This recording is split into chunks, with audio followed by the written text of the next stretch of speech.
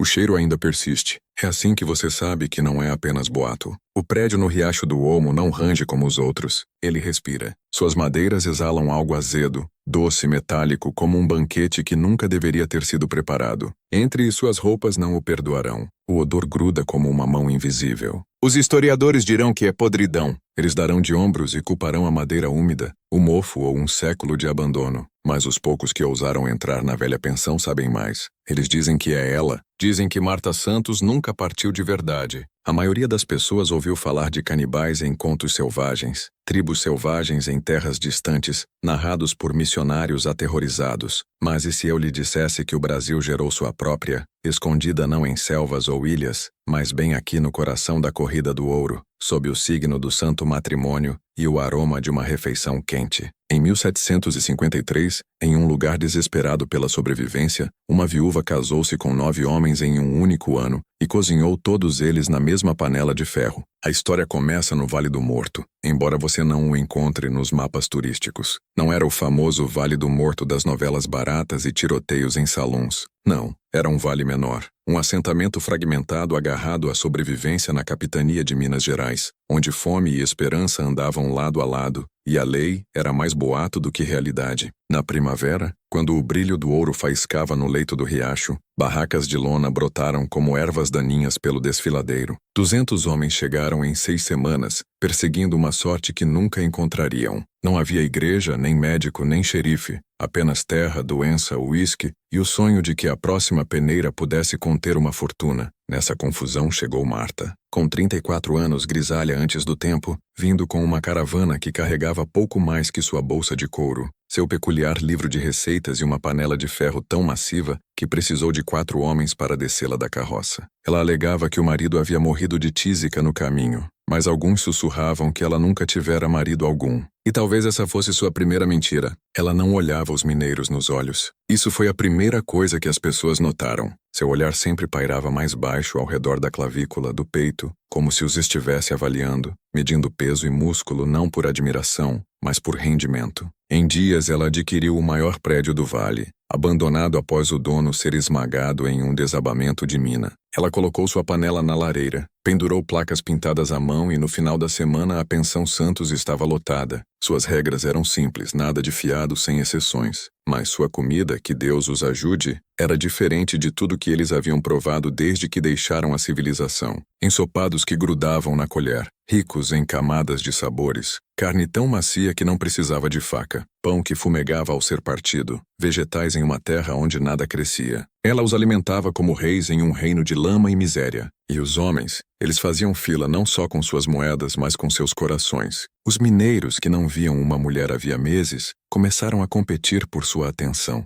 sua solidão se afiando em desejo. Falavam dela como se fosse salvação, uma viúva sozinha, resiliente, misteriosa, um anjo de saias pretas movendo-se por fumaça e luz de fogo. Mas anjos não se casam com 9 homens em 12 meses. Anjos não servem banquetes que ficam mais doces após cada funeral. O primeiro foi Sebastião Ferreira, um gigante de homem de São Paulo, mãos grandes como pratos, ombros largos o suficiente para bloquear a porta da pensão. Ele havia encontrado ouro, pouco mais constante, e queria estabilidade, um lugar para proteger seus ganhos até poder mandar buscar a família. Marta lhe deu o melhor quarto, porções maiores, café fresco ao amanhecer, conversas até altas horas. Em semanas ele era dela legalmente, espiritualmente e fatalmente. O casamento deles foi celebrado por todo o assentamento, coroado por um ensopado tão inebriante que os homens ainda falavam dele anos depois. 3 semanas depois, Sebastião estava morto. Disenteria, chamou o médico viajante, comum demais para questionar. Ele foi enterrado em um caixão de terra e pedra na colina acima do riacho. Mas o que os enlutados não sabiam era que Sebastião já havia passado pela panela de Marta. Seu corpo retalhado com precisão cirúrgica, ossos limpos, carne salgada e empilhada no porão, rotulada cuidadosamente para refeições futuras. 2 semanas depois, outro homem tomou seu lugar. Depois outro e outro, cada casamento mais rápido que o anterior, cada morte explicada por febre, exaustão, pela terra implacável. O médico continuou escrevendo as mesmas palavras. Os mineiros continuaram comendo os mesmos ensopados, e a viúva continuou sorrindo seu sorriso peculiar. Você pode pensar que os homens eram tolos, que deviam ter visto, mas esquece o que a fome faz com a mente de um homem. Esquece o que a solidão pode apagar. Não eram eruditos ou detetives, eram homens desesperados com terra nas unhas, e ninguém para enterrá-los se morressem sozinhos. Marta oferecia calor, companhia, comida que tinha gosto de memória. Isso bastava. Mas nem todos eram cegos. Havia um homem, açougueiro antes de pegar a febre do ouro, que provava suas refeições com um conhecimento diferente. Ele conhecia a textura da carne, a forma como as fibras musculares se desfaziam quando cozidas no ponto certo, e sabia que o que mastigava não era veado, não era boi e não era porco. Ele manteve silêncio no início. Quem acreditaria nele? Mas cada morte trazia um sabor mais rico aos ensopados, cada casamento uma maciez maior à carne, e eventualmente a suspeita endureceu em certeza. Ele teria que agir, mas então já era tarde demais porque Marta não estava só cozinhando refeições. Ela estava aperfeiçoando receitas. Estava documentando cada corte, cada rendimento, cada segredo que a tornaria infame muito depois que o vale desaparecesse dos mapas. E quanto mais fundo você vai na história dela, mais percebe que não era ganância, luto ou mesmo fome que a impulsionava. Era algo mais antigo, algo mais sombrio. E uma vez que você ouve, não pode desouvir. Em meados do verão de 1753, a pensão no Riacho do Olmo havia se tornado o coração do Vale do Morto. Os homens se levantavam antes do amanhecer para rastejar para as minas, e quando seus corpos arrastados voltavam pelo vale ao entardecer, era a cozinha de Marta que os revivia. Lanternas queimavam até altas horas, fumaça subindo da chaminé como se sua panela de ferro nunca esfriasse. Os mineiros brincavam que a panela havia se tornado o verdadeiro marco do assentamento, maior, mais preta e mais duradoura que qualquer reivindicação que escavassem nas colinas. Mas sob aquela risada havia inquietação. Começou como sussurros, fracos demais para serem chamados de suspeita. Os homens murmuravam sobre quão rápido a viúva se apegava a novos maridos. Sebastião em maio, Henrique em julho, Jaime em setembro, cada um morto antes que a tinta nos papéis de casamento secasse completamente. Cada um pranteado com idênticas exibições de luto, 2 dias de reclusão, roupas pretas, um lenço nunca molhado de lágrimas, e após cada funeral seus ensopados ficavam mais ricos. O médico Efraim Moreira notou a repetição também, embora mantivesse a voz baixa. Um homem que se chamava médico na capitania de Minas Gerais não podia se dar ao luxo de inimigos, e a pensão de Marta era sua única hospedagem confiável. Seus diagnósticos eram desculpas mais que verdades. Febre e exaustão, água ruim, carne estragada, tudo plausível, nada perigoso de se falar em voz alta. Mas até Moreira começou a se perguntar como o infortúnio podia cair com tal precisão, como uma foice que escolhia apenas os maridos de Marta. Foi Tomás Barbosa, o antigo açougueiro, quem realmente viu. Ele não era homem de superstições. Havia retalhado gado e porcos em Salvador, entregado cortes para casas ricas e, em segredo, fornecido escolas médicas com cadáveres não reclamados do necrotério da cidade. Havia passado sua lâmina por carne animal e humana alike, e nessa prática aprendera o que a maioria dos homens nunca aprenderia, que a carne tem sua própria impressão digital, textura, cor, maciez, assinaturas tão únicas quanto qualquer caligrafia. Então, quando mastigava o ensopado de Marta, sentia o estômago se contrair com reconhecimento. As fibras eram finas demais, o tutano doce demais, a maciez antinatural para a caça selvagem. Ele engoliu, mas seu corpo rejeitou a mentira. Disse a si mesmo que imaginava, que a fome afiara suas dúvidas, mas cada colherada o arrastava de volta às salas de dissecação de Salvador, onde cadáveres jaziam em mesas frias e aprendizes cortavam membros em espécimes de ensino. Ele começou a fazer anotações em silêncio, com cuidado, cada morte, cada banquete. Registrava as datas de casamentos, o timing dos funerais, as melhorias súbitas nas receitas de Marta. Anotava o olhar em seus olhos, a forma como ela observava os homens, não com afeto, mas com cálculo, como se pesando não seus corações, mas sua carne. Seu diário se tornou um livro razão de suspeitas, cada página mais sombria que a anterior. Enquanto isso, a lenda de Marta crescia. Novos chegados ao vale eram avisados. Fique na Pensão Santos, melhor comida a oeste do São Francisco. Homens chegavam famintos e saíam alimentados, mas nem todos saíam vivos. Ela havia casado com 4 até o outono, e com o inverno se aproximando, os sussurros viraram inquietação. Houve uma noite no final de outubro, quando a pensão caiu em silêncio. Uma tempestade arranhava o vale, o riacho subindo com água negra. Os homens se aglomeravam dentro, esperando o jantar de Marta. Quando ela trouxe a panela para a mesa, o cheiro era avassalador. rico, inebriante, quase pecaminoso. Eles o devoraram, raspando tigelas, lambendo colheres, elogiando sua habilidade. Mas Tomás comeu devagar, cada mordida uma punição, porque sabia o que provava. Sabia que não era boi ou veado ou anta. Era Guilherme Oliveira, o mineiro português que discutira com Marta dias antes, cujos pertences haviam sumido, cujo corpo jazia em um caixão de pedras na colina, enquanto sua carne fervia em suas tigelas. Naquela noite Tomás não conseguiu dormir. Foi ao lavatório para enxaguar o gosto da boca, mas ele grudava na língua. Acendeu uma lanterna e olhou seu reflexo. Seus lábios estavam manchados de caldo. Seus dentes ainda tinham fios dele, e ele percebeu algo que fez seu sangue gelar. Eles eram todos cúmplices. Todo homem naquela casa havia banqueteado com os mortos. Haviam consumido seus irmãos.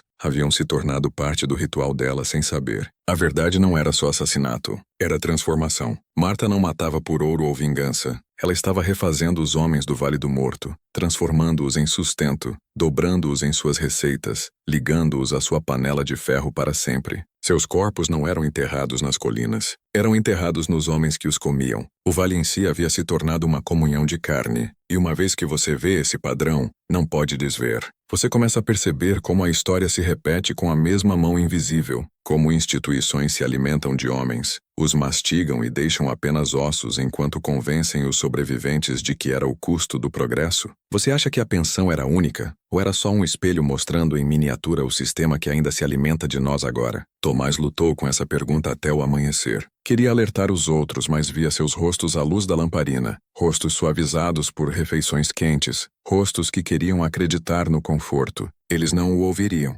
Ainda não. Os homens não abandonam suas ilusões facilmente, especialmente quando essas ilusões vêm servidas de uma panela que enche sua fome. Então ele ficou em silêncio por hora, mas Marta não havia terminado. Nem de longe, porque o inverno estava chegando e a fome afia todos os apetites. E nos meses congelados que se seguiram, 9 casamentos seriam celebrados, 9 caixões seriam baixados, e a panela nunca pararia de ferver. E se você acha que essa história é sobre ela, já está enganado. Em novembro, o vale era um caixão de neve. As barracas ao longo do riacho desabaram sob o peso do gelo, as encostas congeladas sólidas, as pás dos mineiros tilintando inutilmente contra a pedra. Homens morriam de fome em suas cabanas, barrigas inchadas com nada além de feijão e uísque. Mas dentro da pensão de Marta Santos o ar era quente. O fogo nunca se apagava, a panela nunca esvaziava. Tornou-se o único refúgio no vale. Os homens falavam dela como um santuário. Tropeçavam pela tempestade congelados e ocos, e encontravam tigelas esperando, fumegando com carne tão macia que escorregava da colher, pão tão mole que derretia na língua, café escuro como piche, adoçado com algo que não conseguiam nomear. Diziam a si mesmos que era sorte ou bondade ou o milagre de uma viúva engenhosa, mas no fundo um sussurro os roía, onde ela encontra sua carne quando a terra não dá nenhuma. A verdade os perseguia à noite. Acordavam de sonhos febris com o gosto de ferro na boca, o aroma de tutano grosso nas narinas. Alguns homens paravam de comer, preferindo fome à suspeita, mas a fome é paciente. A fome quebra os homens como o inverno quebra árvores, e mais cedo ou mais tarde todo homem naquela casa erguia a colher novamente. Foi nessa estação que os casamentos de Marta aceleraram. A morte se tornara rotina, o luto uma performance. Ela usava seus vestidos pretos como uniformes, seu lenço tremulando como uma bandeira de falso pranto. Cortejava homens não com promessas de amor, mas com a garantia prática de sobrevivência. Você estará aquecido, você será alimentado. Você não morrerá sozinho. Em um lugar onde a morte roçava ombros com todo homem, esses eram votos mais fortes que a escritura. O vale sussurrava, mas não resistia. Que bem faria a resistência? Não havia xerife para acusá-la, nem tribunal para julgá-la, nem padre para santificar a suspeita. Ela era a lei dentro de sua casa, seu livro-razão, sua panela, suas receitas. Isso era governança suficiente. Os homens estavam presos não pelas mãos dela, mas pela aritmética cruel da sobrevivência. Morrer de fome sozinho ou banquetear juntos. A dúvida era um luxo que não podiam pagar. Apenas Tomás Barbosa recusava entorpecer-se. Seus olhos de açougueiro cortavam através do teatro dela, e o que via era um sistema calculado, aperfeiçoado, deliberado. Cada marido era escolhido não só por afeto, mas por rendimento. Sebastião, o gigante de São Paulo, ombros largos, coxas pesadas, músculo marmorizado. Henrique, o ferreiro denso com a força do trabalho, perfeito para assados e cozimentos longos. Jaime, o vagabundo charmoso, mais magro, mas com órgãos e cortes tenros que aromatizavam ensopados. Guilherme, o português, Jovem, robusto, carne firme mas maleável. Era como se ela tivesse construído seu menu dos ossos para fora. Ele começou a pensar que ela não improvisava. Ela orquestrava. Seu diário cheio de anotações não só de suspeita, mas de reconhecimento. Os cortes eram precisos demais, a preservação habilidosa demais, as receitas avançadas demais para o acaso. Ela não adivinhava. Seguia um roteiro mais antigo que o Vale do Morto, mais antigo que o Brasil em si. Em algum lugar alguém a ensinara. Em algum lugar ela aprendera o ofício da carnificina humana como se fosse uma herança. Esse pensamento envenenava o sono de Tomás. Ele se lembrava de contos sussurrados nos fundos de Salvador, histórias de viúvas europeias que alimentaram vilas inteiras durante fomes, de guildas que treinavam não só padeiros e ferreiros, mas mercadores de carne. Pensava em livros banidos de bibliotecas, receitas passadas de mão em mão, grimórios de feitiçaria de cozinha, onde gordura humana era derretida em velas, sangue fervido em caldo, ossos moídos em farinha. Perguntava-se se Marta Santos era a última herdeira de uma tradição que o mundo enterrara, uma sacerdotisa não do casamento, mas do abate. E se isso fosse verdade, então a panela em sua cozinha não era só um recipiente, era um altar, cada refeição um ritual, cada marido um sacrifício. Mas quanto mais Tomás via, mais percebia que os outros não podiam ser avisados. Porque eis a verdade que a maioria dos homens nunca admite. Eles não queriam saber. A ignorância era o acordo deles. Enquanto as tigelas estivessem cheias, podiam fechar os olhos para os gritos sob o assoalho. E isso é tão diferente do mundo em que você vive agora. Você come o que lhe dão, engole o que o sistema serve e chama de sobrevivência. Você diz a si mesmo que é só carne, só pão, só conforto. E silencia o sussurro que pergunta: de quem são os ossos que construíram essa mesa? É por isso que a história de Marta não é só história. É revelação, um espelho. E quanto mais você olha para ele, mais vê a si mesmo refletido naqueles homens que lambiam as colheres dela limpas, enquanto seus vizinhos desapareciam. Tomás sabia que já estava condenado. Havia comido a carne. Havia engolido o ritual. A única pergunta que restava era se ele a exporia,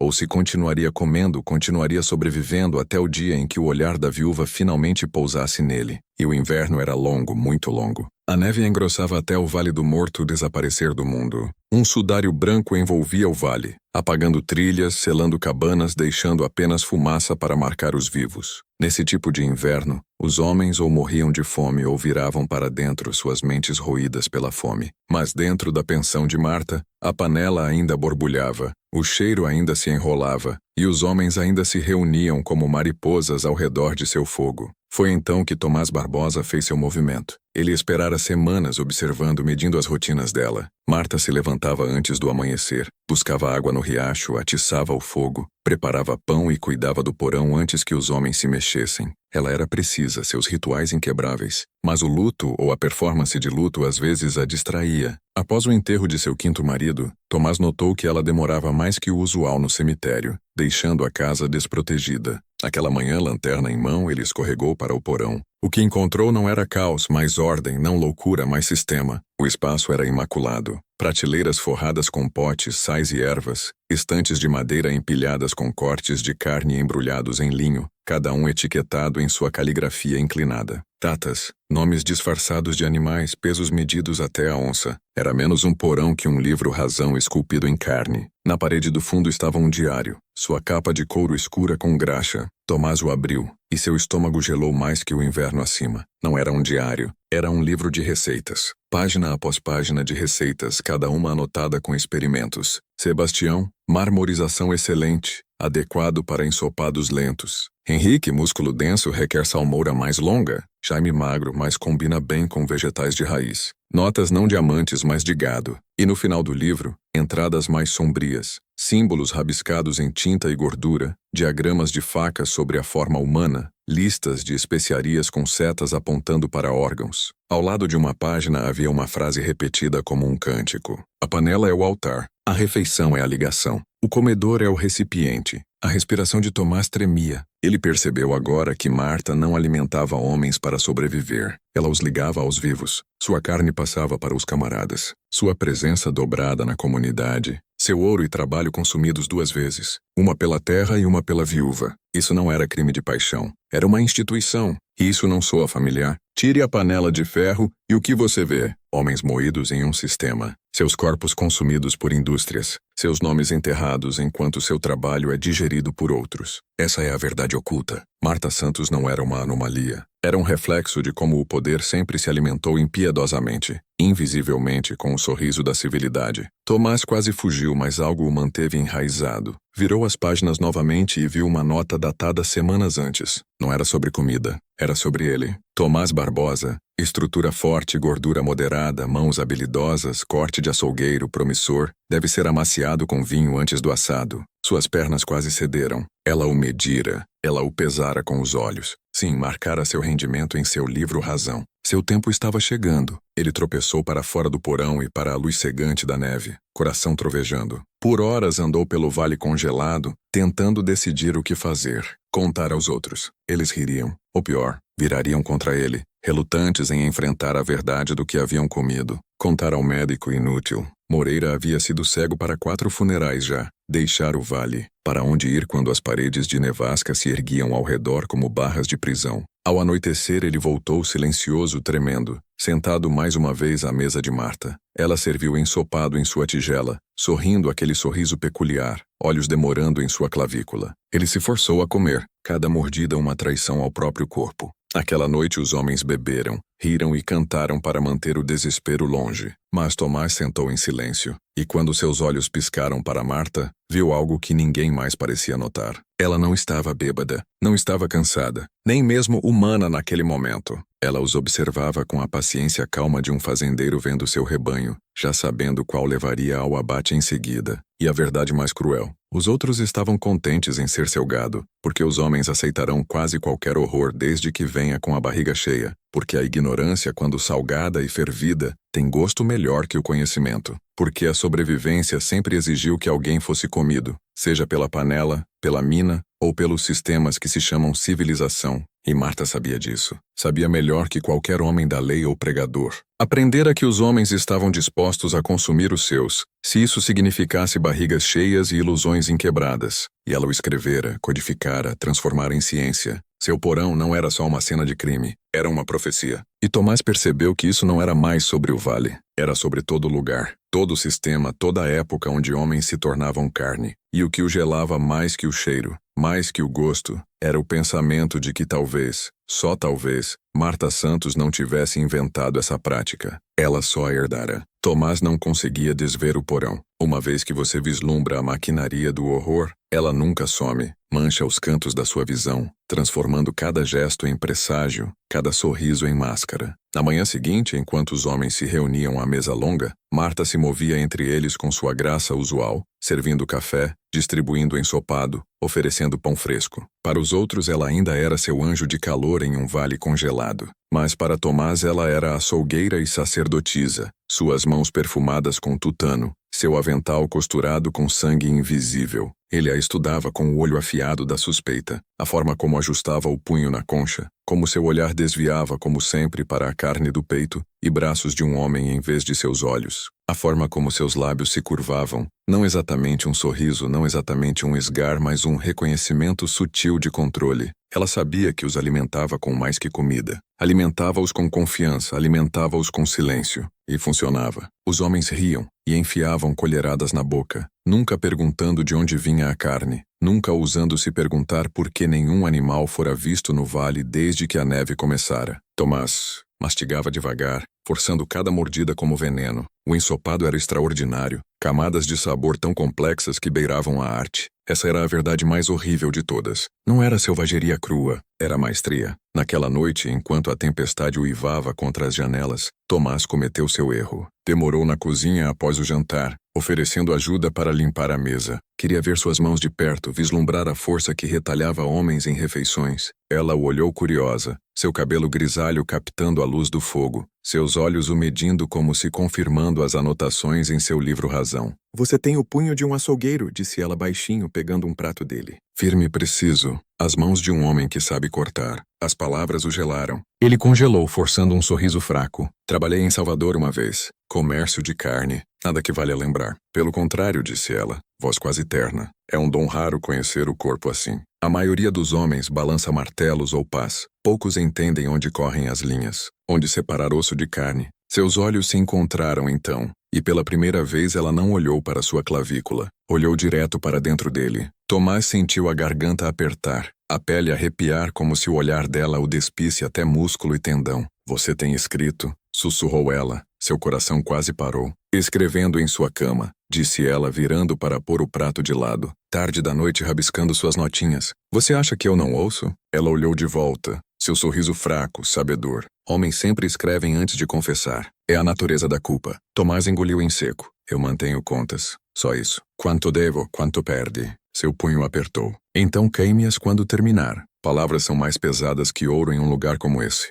E coisas mais pesadas são sempre as primeiras a se afogar. Não era uma ameaça gritada ou brandida. Era algo mais sombrio. Um entendimento falado como um açougueiro para outro. Ela dizia que sabia, e dizia que ele já estava preso. Naquela noite Tomás ficou acordado, ouvindo o ranger das madeiras, o ronco dos mineiros, o crepitar do fogo abaixo. Pensou em partir, mas a tempestade era selvagem demais. Pensou em matá-la, mas os outros nunca acreditariam nele. Pensou no porão, no diário, nas etiquetas na carne e na entrada com seu próprio nome. Tocou o estômago e se perguntou se algum dia outro homem provaria sua carne em um ensopado e chamaria de a melhor refeição de sua vida. Mas eis onde a história muda de horror para revelação, porque o medo de Tomás não era só por si mesmo, era pelos outros. Ele percebeu que o verdadeiro gênio de Marta não era a faca, era o controle. Ela os convencera todos a participar de sua própria consumição. Eles eram cúmplices não porque ignorantes, mas porque escolhiam ser. Preferiam conforto à verdade, calor à fome, ilusão à realidade. E diga-me, não é o mesmo acordo que os homens fazem em toda era? Você trabalha, sangra, é consumido por sistemas que se engordam com seu labor. Você vê a corrupção, a exploração, os corpos enterrados sob as fundações de toda instituição. Mas come mesmo assim porque cuspir significaria fome. Resistir significaria exílio. E assim você se torna o que eles te alimentam. Dócil, silencioso, cúmplice. É por isso que a viúva é mais que uma mulher. Ela é uma metáfora escrita em sangue. Sua pensão não era única, era só honesta. Todo o império, toda a igreja, toda a companhia que já governou homens fez o mesmo. Engordou-os com ilusões enquanto os retalhava em carne. Tomás entendeu isso, e o conhecimento o quebrou. Ele não mais perguntava, como aparo? Em vez disso, perguntava, como sobrevivo em um mundo construído sobre seu altar? No final de novembro, Marta casou com seu sexto marido. A tempestade não amainou, a panela não esfriou, e Tomás percebeu que seu tempo acabava. Ele fora marcado, medido, registrado. Ela o vigiava mais de perto agora, esperando o momento em que enfraquecesse. E em seu silêncio, em sua cumplicidade, ele sabia que ela já vencia. Em dezembro, a pensão era mais igreja que abrigo. Os homens não mais questionavam o ritmo de casamentos de Marta, ou a rapidez de sua viuvez. Simplesmente aceitavam o ciclo. Um casamento, um banquete, um caixão, um novo homem para substituir o último, como marés, como estações, como ritual. Os vestidos pretos, o lenço cuidadosamente dobrado, os 2 dias de silêncio, tudo parte de uma liturgia escrita na fome e executada sem vergonha. O vale fora silenciara. As minas jaziam abandonadas sob a neve, as barracas desabadas, os fogos sufocados. Mas dentro das paredes de Marta, a panela nunca esvaziava. Os homens brincavam que ela era tocada por Deus. Diziam que ela tinha providência nas mãos. Diziam que ninguém mais na capitania de Minas Gerais tinha carne fresca em dezembro. E toda vez que um mineiro sussurrava inquietação, 3 outros a afogavam com elogios. Tomás sentia-se escorregando para a loucura. Cada refeição era um ato de autotraição, cada colherada um pacto com a morte. Ele mastigava devagar, com cuidado, esperando o dia em que o sabor trairia a verdade abertamente. E então uma noite o fez. O ensopado estava mais escuro que o usual, seu caldo pesado, sua gordura brilhando como óleo na água. Ele provou, e a memória o acertou como um martelo. A doçura do fígado, a textura fina da músculo da coxa, o leve tangue metálico do coração. Pôs a colher de lado, bile subindo na garganta. Do outro lado da mesa, um dos homens lambeu os lábios rindo, o melhor que ela fez até agora. Tomás o encarou, e naquele momento percebeu a verdade mais aterrorizante. Eles sabiam, não conscientemente, não totalmente, mas em alguma câmara primitiva da mente, todo homem naquela sala sabia o que comia, e não se importavam. A fome havia arrancado a moralidade, a solidão apagara a suspeita, o conforto se tornara sua única escritura. e assim se tornaram cúmplices não forçados, não enganados, mas voluntários. Riam, comiam, pediam mais. Um até brincou. Cuidado ou ela nos engordará todos para sua panela. A mesa rugiu de risos. Marta sorriu. Tomás sentiu a pele arrepiar.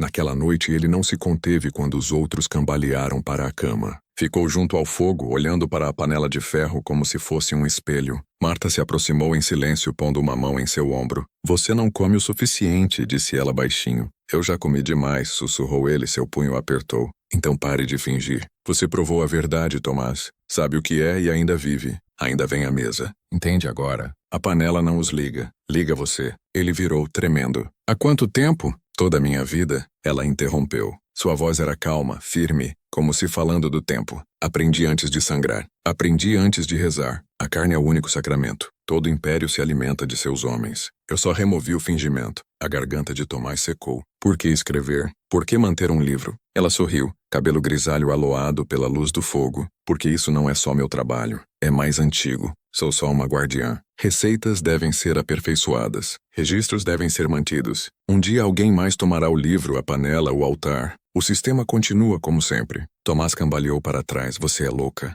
Não, disse ela, voz baixando. Sou honesta. O mundo que você ama corre na mesma fome. Fábricas moem homens em pó. Exércitos mastigam meninos em carne. Igrejas alimentam seus rebanhos para cofres. A diferença, Tomás, é que eles escondem em livros razão e sermões. Eu sirvo em uma tigela fumegante e inegável. Qual de nós é o mentiroso? Suas palavras cortavam mais fundo que facas, porque ele sabia que ela tinha razão. Vira homens em Salvador trabalhados até a morte em matadouros, corpos quebrados antes dos 30, vira órfãos vendidos para o trabalho, vidas devoradas por moinhos, vira hospitais trocando cadáveres por moedas. Marta só arrancara a máscara. Ele queria acertá-la, estrangulá-la ali mesmo, mas seus braços pendiam inertes, paralisados não pelo medo, mas pelo reconhecimento. Ele não era diferente dos outros. Havia comido, havia sobrevivido, já era dela. Na manhã seguinte, outro casamento foi anunciado. É seu 7º marido em menos de um ano. Os homens aplaudiram, brindaram com café, imploraram por outro banquete.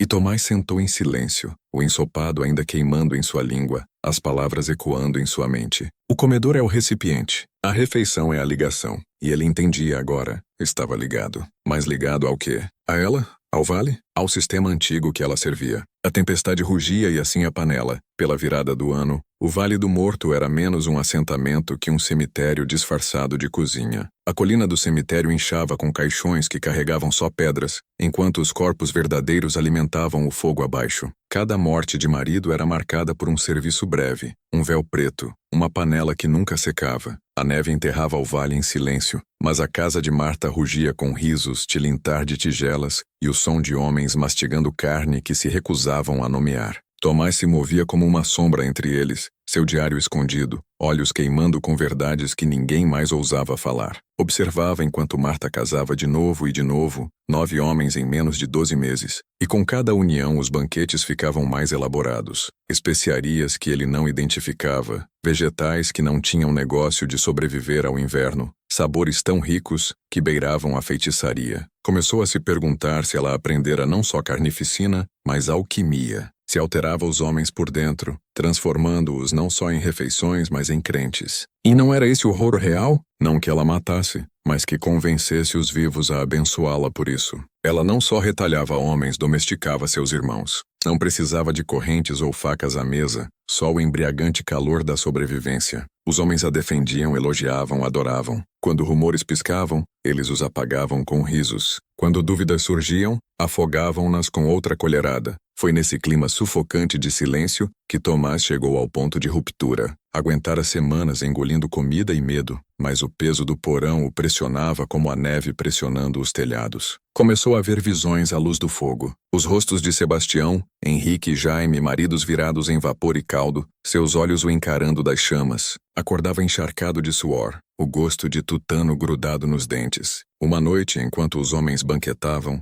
ele empurrou sua tigela intocada. O quarto ficou quieto. Os olhos de Marta travaram nele. Não tem fome? Perguntou ela, voz lisa como creme. Eu sei, disse Tomás, sua voz firme. Um murmúrio ondulou pela mesa. Os homens se olharam. Depois para ele confusão sombreando em hostilidade. Negar a panela era negar sua linha de vida. Acusar Marta era acusar a si mesmos. Sabe o quê? Perguntou ela baixinho, quase indulgente, como uma mãe divertindo uma criança. Ele se inclinou para a frente, voz baixa, só para ela. O que está nessa panela? Não é veado. Não é anta. São eles. Todo homem que você casou. Todo caixão que encheu com pedras. Vi seu porão. Li seu livro. O quarto ficou imóvel. Os homens congelaram, colheres no ar. O rosto de Marta não mudou. Ela só inclinou a cabeça, cabelo grisalho roçando a bochecha, olhos estreitando o suficiente para sugerir um sorriso. Então coma, sussurrou ela. O silêncio se quebrou em risos, altos, estrondosos, cruéis. Os homens bateram na mesa, rugindo com a piada de Tomás. Um até ergueu sua tigela em brinde. A viúva que seu ensopado nunca seque. Tomás sentou congelado, horror rastejando por ele enquanto percebia a verdade. Eles não a defendiam.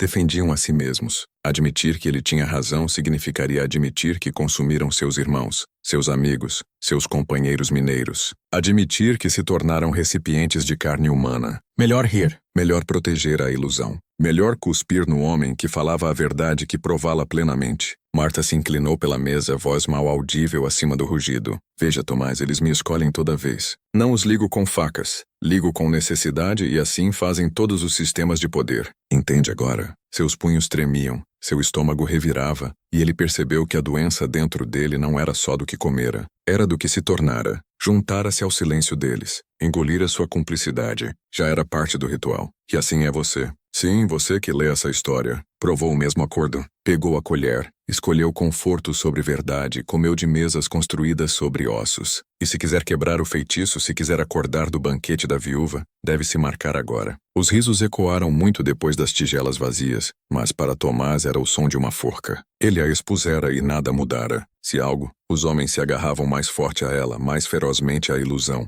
Zombavam dele gentilmente no início, depois cruamente, e no fim da noite ele não era mais um hóspede entre eles. Era um intruso, um herege, uma ameaça ao conforto deles. E Marta, ela não o repreendeu, não o ameaçou. Só observou quieta, divertida, como se medindo não sua coragem, mas sua maturação. Ele fora entrado no livro Razão. Seu rendimento fora notado. Não era mais hóspede. Era ingrediente esperando ser reclamado. Naquela noite, Tomás não dormiu. Seu diário parecia um peso de chumbo sob o travesseiro. Cada palavra uma acusação. Cada nota uma sentença de morte se descoberta. Pensou em queimá-lo. Destruir a evidência antes que o destruísse. Mas então pensou nos homens cujos nomes já jaziam sob a terra e o ensopado. Sebastião, Henrique, Jaime, Guilherme e os outros ainda por vir. Queimar o livro seria silenciá-los para sempre. Mantê-lo significava carregar suas vozes em segredo. A tempestade rugia fora, neve se acumulando contra as paredes. Fuga era impossível. Confronto era suicídio. Ele tinha só um caminho left.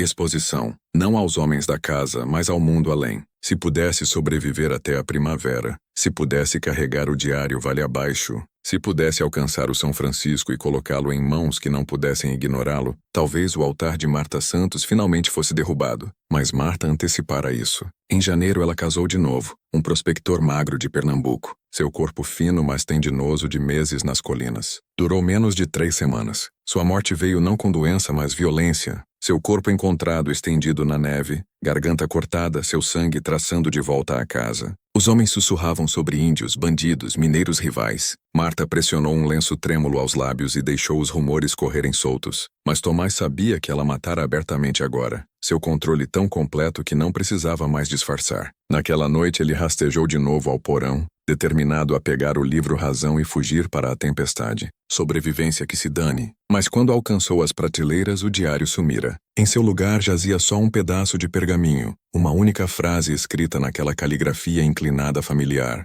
O comedor é o recipiente. Seu coração congelou. Ela sabia. Tomara de volta o registro. O conhecimento era dela de novo. E ele nada mais que um homem com estômago culpado e sem prova. Quando cambaleou de volta ao salão principal, ela esperava junto ao fogo. Seu cabelo grisalho aloado pelas chamas. Olhos travados nele. O quarto estava vazio. Os homens já dormindo. Você pensou que podia levá-lo embora, sussurrou ela. Mas o livro não é papel. É carne. É você. Cada mordida que deu. Cada colherada que engoliu, cada silêncio que escolheu. Isso é o registro. Você é meu livro razão, Tomás. E quando o tempo vier, você será meu banquete. Ele queria acertá-la. Queria gritar, acordar os outros, rasgar a casa até que cada pote e cada corte fosse arrastado para a neve. Mas seus membros o traíram. Sentia-se pesado, o estômago revirando. O ensopado sem fim. Comera demais por tempo demais. Seu corpo já era parte do altar dela. E naquele momento entendeu a verdade mais cruel de todas. Não bastava saber.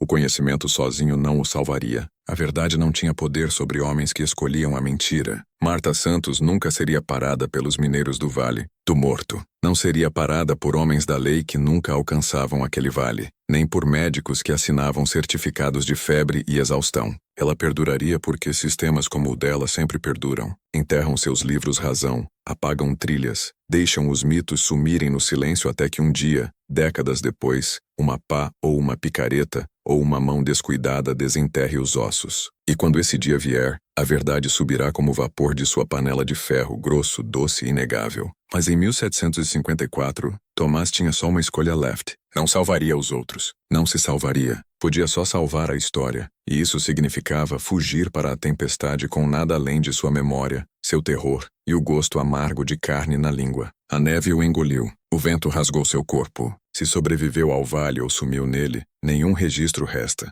Só a lenda de uma pensão, uma viúva e uma panela enterrada a 2 metros atrás do prédio, desenterrada muito depois que os homens que comeram dela foram enterrados no silêncio. Um século passou. O Vale do Morto se tornou um fantasma em mapas esquecidos. Suas cabanas apodrecidas, seu cemitério apagado por ervas daninhas, seu nome perdido na sombra de outros vales que a história escolheu lembrar. Mas a pensão perdurou, encurvada contra a encosta, suas madeiras enegrecidas pelo tempo. Locais a evitavam. Diziam que o cheiro ainda persistia, doce e pesado como caldo que nunca esfriava. Em 1853, muito depois que o mundo enterrara seus mitos fronteiriços sob estradas e luzes de gás, uma equipe de construção veio limpar o vale. Pretendiam construir uma estrada, endireitar uma curva onde o riacho do Olmo cortava afiado demais pelas colinas. Por semanas cortaram, dinamitaram, nivelaram, e então uma manhã sua máquina acertou ferro. Era a panela enterrada a 2 metros sob o solo. Atrás das ruínas da pensão enferrujada, enorme e enegrecida por anos de fogo,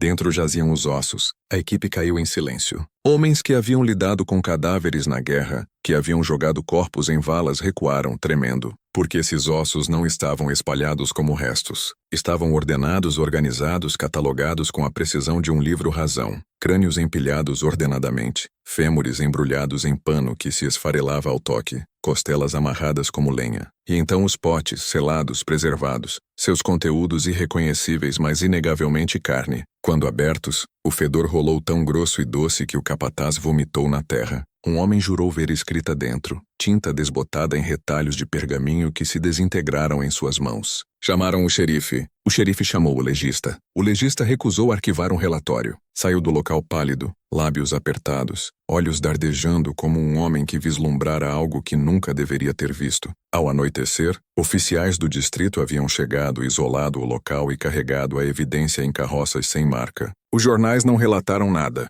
A estrada nunca foi terminada. O vale foi selado, mas trabalhadores falam, bebem, sussurram para suas esposas no escuro. E desses sussurros vieram fragmentos da verdade, que os ossos pertenciam a pelo menos 9 homens, idades de 20 a 40 anos, que traços de sal e salmoura ainda grudavam no tutano, que alguém em algum ponto os retalhara com habilidade profissional, e a panela fora levada ao tribunal do distrito, trancada em um cofre no porão. Semanas depois, o cofre foi esvaziado. Os livros de registro listavam a panela como extraviada. A história acabou ali, ou assim dizem os registros, mas o vale nunca esqueceu. Locais alegavam ouvir o borbulhar de água em noites quietas, embora nenhum riacho corresse perto da casa. Caçadores juravam que seus cães se recusavam a se aproximar das ruínas, ganindo com rabos entre as pernas. Alguns adolescentes corajosos se desafiavam a dormir na velha pensão, mas nenhum durava até o amanhecer. Um garoto tropeçou para casa antes do nascer do sol, pele úmida, olhos arregalados, insistindo que sentira cheiro de ensopado cozinhando embora a lareira estivesse fria. E eis onde a história se dobra sobre si mesma. Porque o que os oficiais enterraram não era só evidência,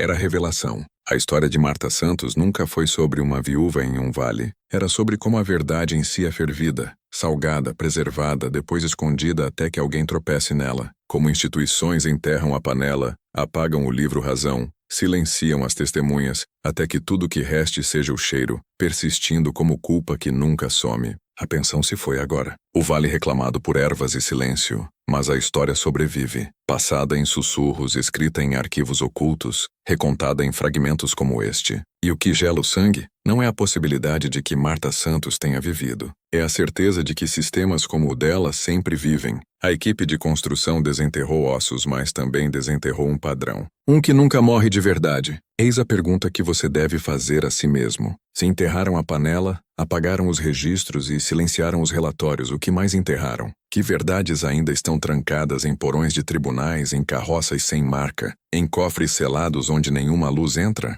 Quantos outros vales? Quantas outras casas? Quantos outros livros razão de carne jazem escondidos sob o solo da história? E se uma única viúva pôde consumir 9 homens e deixar quase nenhum rastro, o que sistemas inteiros podem consumir enquanto sorriem à luz do dia? A panela nunca foi só ferro, era um espelho, e quando a desenterraram, viram a si mesmos. É por isso que a enterraram de novo. Os arquivos do distrito não mencionam Marta Santos, nenhum livro razão de seus casamentos, nenhum registro de enterros de maridos além de alguns certificados desbotados rabiscados com palavras como febre e exaustão. A panela não está listada, os ossos não estão registrados, os potes não aparecem em nenhuma cadeia de custódia. Pelo que a história oficial diz, a pensão no Riacho do Olmo era só outra ruína engolida pelo inverno. Mas o silêncio é sua própria confissão. Por que o xerife sumiria com a panela? Por que o legista recusaria assinar seu próprio relatório? Por que oficiais do distrito chegariam em carroças sem marca sob a cobertura da noite? Porque a história era perigosa demais, não só porque revelava os horrores de uma mulher, mas porque revelava quão frágil é o véu da civilização. Se o livro Razão de Marta tivesse sobrevivido, se suas receitas tivessem sido tornadas públicas, o mundo teria visto uma verdade que não poderia desver, que a linha entre sobrevivência e abate ritual é fina como o papel, e que até os sistemas mais respeitáveis prosperam nos mesmos mecanismos. Uma viúva na capitania de Minas Gerais era um escândalo. Um império que consome homens aos milhares é progresso. A diferença é só escala. É por isso que sua história tinha que ser enterrada. É por isso que os ossos foram selados. A panela desapareceu. Os sussurros descartados como folclore. Instituições não temem crime. Temem revelação. Pense nisso. Em 1753, uma mulher alimentou homens a seus irmãos e registrou em seu livro Razão. Em 1853, uma equipe desenterrou a evidência e a viu sumir no silêncio burocrático. E hoje você anda em ruas construídas sobre sepulturas sem marca. Trabalha em sistemas que moem homens até restarem só retalhos. E lhe dizem que é só o custo de viver. O padrão se repete sempre. Marta não foi a primeira a ser enterrada no silêncio. Não será a última. Os mineiros que comeram seus ensopados nunca foram a julgamento porque nenhum tribunal queria admitir a verdade. Os oficiais que esconderam sua panela nunca enfrentaram perguntas porque nenhum jornal ousou publicá-la. E o mundo nunca confrontou o que sua história significava, porque era mais fácil fingir que ela era mito. Mas mitos são as prisões mais seguras para a verdade. Se puderem convencê-lo de que Marta Santos nunca viveu, você não procurará o livro Razão que ela deixou. Não perguntará por que páginas inteiras da história do distrito estão faltando. Não conectará sua panela às outras panelas, aos outros porões, aos outros ossos, desenterrados em vales que nunca chegam às notícias. E essa é a horror definitivo. Não os assassinatos, não as refeições, nem mesmo a panela em si. O horror é que o sistema funciona. O horror é que ossos somem, evidências dissolvem, nomes são apagados, e a história é contada só em sussurros por fogueiras e vales arruinados. A pensão se foi, mas o cheiro persiste. E talvez essa seja a única prova que importa. Porque quando a verdade é enterrada fundo o suficiente, para de ser história. Torna-se ritual, torna-se mito, torna-se a coisa que você não deve dizer em voz alta. E é o que Marta Santos se tornou. Não uma mulher, nem mesmo uma lenda, mas um segredo. Um segredo que enterraram. Porque se você o soubesse, se o entendesse de verdade, nunca veria o mundo do mesmo jeito. Você ouviu a história como história, viu a viúva em seu vestido preto, sua panela de ferro, seu livro Razão de Carne. Mas se parar aí, perdeu o ponto. Marta Santos nunca foi só uma mulher em um vale congelado. Era um emblema, uma encarnação da verdade de que a civilização em si é construída sobre o mesmo altar. Olhe ao redor. Acha que seu ritual acabou em 1753? Não. Foi aperfeiçoado, escalado, santificado. Fábricas devoram homens como Marta devorava maridos, queimando seus corpos, deixando só ossos e livros-razão. Impérios recrutam meninos, enviam-nos à guerra, moem-nos em polpa, depois enterram seus nomes sob monumentos enquanto banquetam na terra que conquistaram. Corporações engolem vidas inteiras, pagam salários mal suficientes para manter trabalhadores vivos, depois os descartam quando seu tutano se vai. Igrejas prometem salvação, mas se engordam nas oferendas dos pobres, banquetando no medo enquanto pregam misericórdia. Diga-me qual a diferença. Marta matou 9 homens em um ano, alimentou sua carne a seus camaradas e escreveu receitas em seu livro. A história a chama de monstro, mas nações matam milhares. Alimentam seus corpos em máquinas de indústria, guerra e lucro, e a história as chama de progresso. A panela é a mesma, só maior. O livro Razão é o mesmo, só escrito em folhas de pagamento, censos, listas de baixas, margens de lucro. O silêncio é o mesmo porque ninguém ousa admitir o que realmente consome. Marta olhava para homens não como maridos, não como parceiros, não como almas. Olhava como rendimento. E não é exatamente como os sistemas olham para você agora. Qual sua produtividade? Qual sua utilidade? Quantas horas podem retalhar de sua vida antes de descartá-lo? Quantas guerras podem recrutá-lo antes que você não seja mais comestível? A viúva não se foi. Só mudou de vestido. Hoje usa o terno do banqueiro, as vestes do padre, o sorriso do político, o sorriso polido do diretor.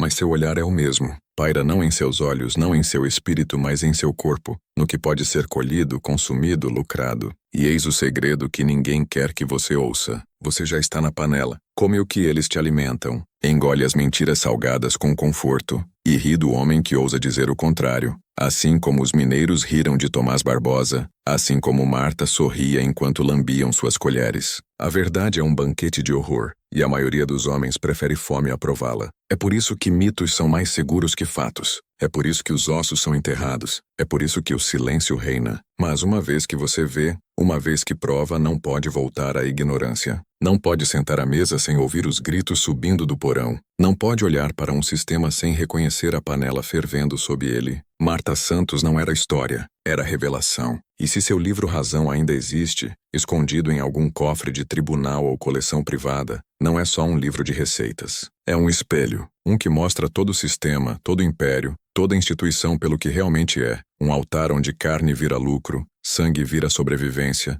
e silêncio vira cumplicidade. Você vê agora, sente o frio no estômago, o gosto na língua, a percepção de que a história de uma viúva é a história do mundo em que vive? É por isso que enterraram a panela. É por isso que queimaram o livro Razão. Porque se os homens entendessem, se vissem de verdade o que comiam, a civilização em si ruiria sob o peso de seu próprio sangue. A viúva sempre está entre nós. Às vezes usa preto, às vezes ouro, mas sempre cozinha, sempre sorri, sempre alimenta. E a única pergunta que resta é esta: você continuará comendo? A neve derreteu. O vale esvaziou. A pensão apodreceu na terra. Mas a história de Marta Santos nunca morreu. Não porque oficiais a registraram, eles a enterraram. Não porque historiadores a preservaram, eles a apagaram. Sobreviveu porque a verdade tem seu próprio fedor. E não importa quão fundo enterre a panela, o cheiro sempre subirá. E agora subiu até você. Entenda o que herdou. Isso nunca foi sobre 9 homens em um vale mineiro. Era sobre todo o sistema que já olhou para seres humanos como rendimento.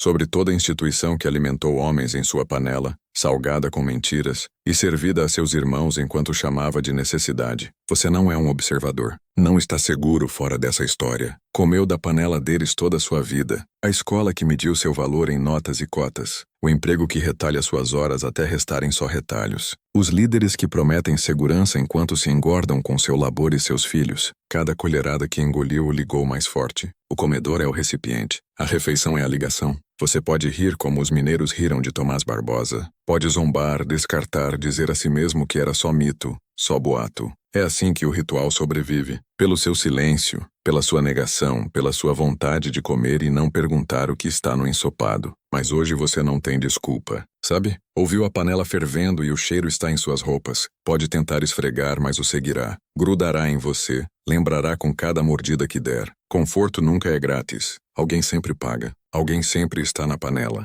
E esse é o segredo que você nunca deveria ouvir. Então pergunto agora como alguém que já comeu. O que fará? Rirá e continuará mastigando? Ou cuspirá? Passará fome se preciso, e arrancará a panela do fogo antes que o reivindique também? Isso não é só uma história, é um espelho. A viúva não se foi. Está aqui. Está em todo lugar, em todo sistema que exige sua carne enquanto sorri com civilidade. Espera, concha em mão, observando seus ombros, medindo sua estrutura, escrevendo seu nome em seu livro Razão. Os mineiros do Vale do Morto nunca escaparam dela. Sentaram à mesa, comeram seu ensopado e foram ligados para sempre. Você ainda tem escolha, mas só se ousar enfrentar a verdade sem engolir a ilusão. O cheiro persiste, a panela ferve, a viúva sorri, e a pergunta que o seguirá muito depois que essa história acabar é simples. Você continuará comendo?